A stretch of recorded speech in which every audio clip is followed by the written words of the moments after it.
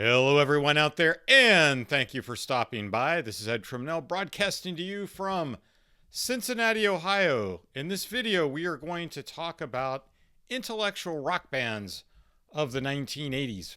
This video is sponsored by 12 Hours of Halloween, my supernatural coming of age tale set on Halloween night 1980. Find it on Amazon, read it in Kindle Unlimited. Anyway, in the 1980s, there was an incredible amount of variety in commercial rock, pop music, what we kind of generally call youth music. And I was part of that demographic back in those days. This was the heyday of MTV and the mall record store. And the diversity, just to give you kind of an example of the diversity, and I say that in the best sense of that word. This was a time when both Whitney Houston and AC/DC were, even though they were completely different types of acts, they were very popular and very well known. And there was everything in between. You had female vocalists, you had male vocalists, you had you had some female rock bands like the Bangles, and there was something for everybody back then. I wasn't particularly a fan of the three most popular acts during that period, which I think would be Michael Jackson, Madonna, and Bruce Springsteen. And I didn't care for British New Wave that much. Not that I hated that stuff. I liked a few things about it. But there was still plenty to like. Now, some music back then was escapist. Like, for example, Def Leppard was one of my favorite bands. Still are. They're still active, actually. And, Joe Elliott used to have this, he used to say that they didn't want to get political or get into any kind of message music. They sang about, in his words, women and beer. So Def Leppard, Journey was a little bit softer, but also very kind of an escapist type of band. And a lot of music was like that. A handful of bands, however, were taking music in a more intellectual direction. I'm going to talk about three of those in this video. And they're three, incidentally, very different bands with very different styles that would not necessarily appeal to everybody. But the thing that they have in common is they all were getting beyond the usual themes of rock music. And they were singing about, they're writing songs about philosophical issues, history, literature, stuff like that. So the first one I want to talk about is Iron Maiden.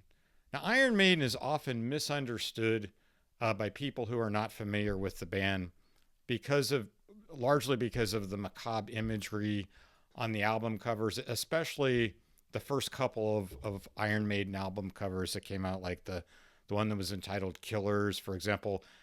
I think some of those people were a little bit less sensitive in the early 1980s. I think today some of those would probably not pass muster with some of our cultural censors on the left and the right. But they kind of slipped through in the early 1980s. And when you look on any of the Iron Maiden albums, even to this day, the first thing you see is their mascot, Eddie, which is basically a zombie. And you think, so, gosh, this has got to be something crazy. But actually, there were a lot of really interesting themes in Iron Maiden's music. Also, Iron Maiden came under fire even in the 1980s, just to add, because during the time when there was this panic about teens dabbling with the occult, which incidentally is something that I never personally heard of anybody doing except on the news. But anyway, that was the concern back then for a while. So the album of theirs first album of theirs that I want to talk about is Peace of Mind, which came out in 1983. The most probably the best known song on Peace of Mind is The Trooper. Everybody loves The Trooper. I go on YouTube today and I see young cover bands who were not, the members were not even alive when the album came out, and they like The Trooper and they're doing The Trooper. It's one that's really endured. It's a really cool song, but the thing about it is it's based on the Charge of the Light Brigade, the the poem by Alfred Lord Tennyson from 1854, which is based on the actual charge of the Light Brigade at the Battle of Balaclava in 1854, which was part of it was a famous battle during the Crimean War, which was Russia against some of the European powers. And there was also on that same album a song called "The Flight of Icarus," which is from Greek mythology. You've got the song "Where Eagles Dare," which is World War II references. And then there's "Die With Your Boots On," which is got some references to Notre Dame. So I was 15 years old when this came out, about to enter my sophomore year of high school. And I just kind of got this on a whim. I'd seen the Flight of Icarus video on MTV, and I thought it was cool. And I thought I'd give it a try. And I could immediately tell that there were a lot of themes on this album that I didn't know about, because I certainly did not know much about the Crimean War when I was 15 years old. And it kind of got me thinking, hey, maybe I should read some books and learn about history and things like that. Now, the next album of theirs was Power Slave, which came out in 1984. This contains a long song called Rhyme of the Ancient Mariner, which is an adaptation of Samuel Taylor Coleridge's poem of the same epic poem of the same name. And I remember like the next year covering that in high school, and I was like, wow, I already know this because I got this on the Iron Maiden album, so I was a little bit ahead of the rest of the class. And there's another World War II song on there called Aces High, which opens with some, the MTV video opens with some quotes by Winston Churchill.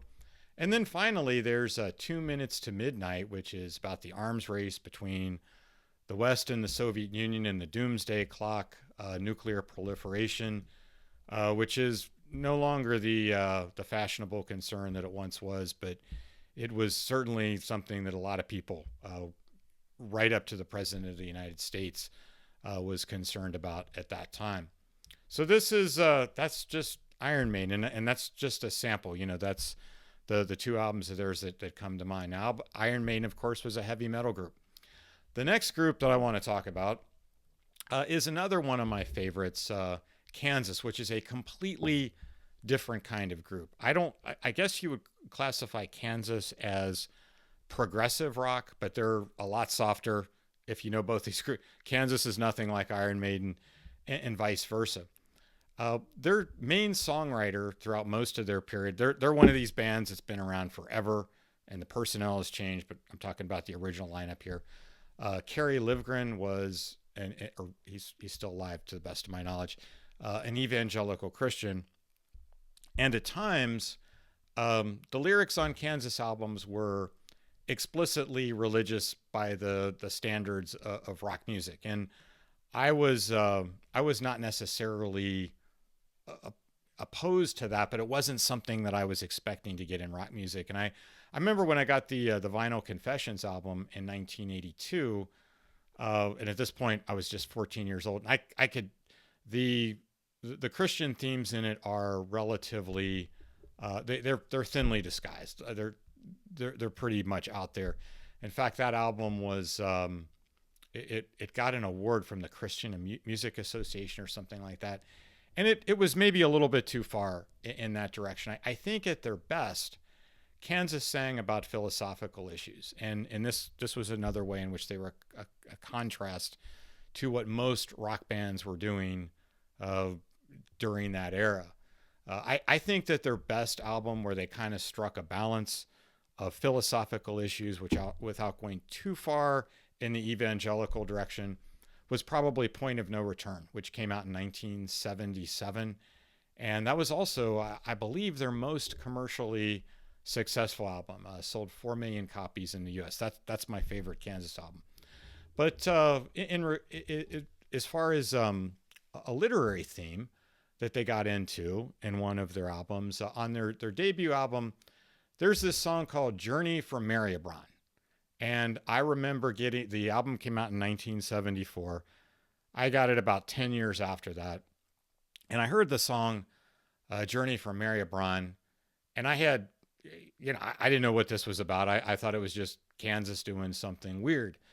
And then maybe 20 years later, when I was well into adulthood, I read the Hermann Hesse novel Narcissus and Goldmund, and I saw, okay, that's what Kansas was singing about in Journey from Maribyrnong.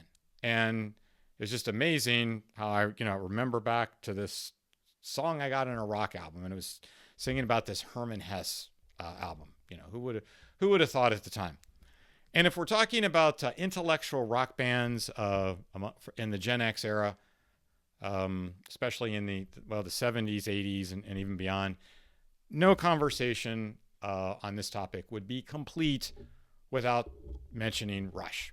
And the thing about Rush, when we're talking about diversity of music of that era, they're nothing like Kansas. They're nothing like Iron Maiden. Their chief songwriter and drummer was Neil Peart, of course, who unfortunately passed away in 2020. And some of the Rush's intellectual songs are so, their repertoire there is so vast.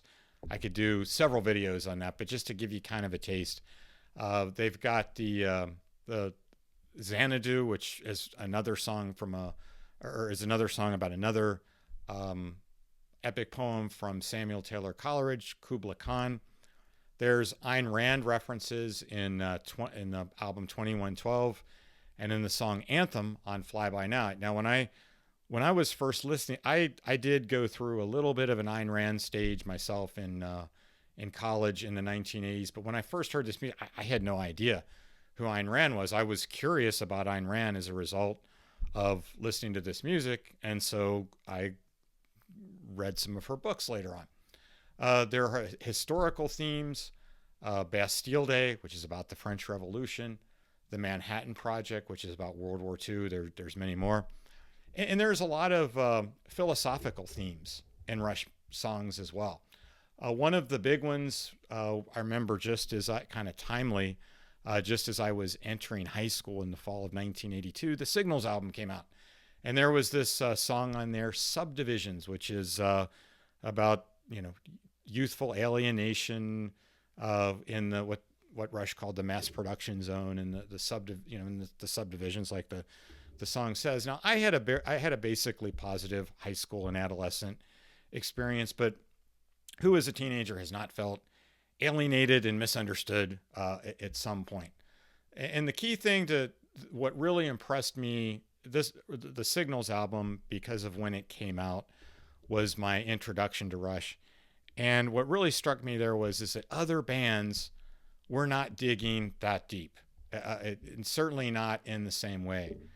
And that was how, listening to these three bands in particular, it really inspired me at a time when I had I did a lot of reading when I was a young kid, but I got out of reading when I was in adolescence, and these three bands were instrumental in encouraging me to do a lot more reading. So anyway, so if I missed any other intellectual rock bands that you can think of, feel free to let me know in the comments, as well as any of your thoughts about these three groups. Thanks for tuning in, and I will talk to you again soon.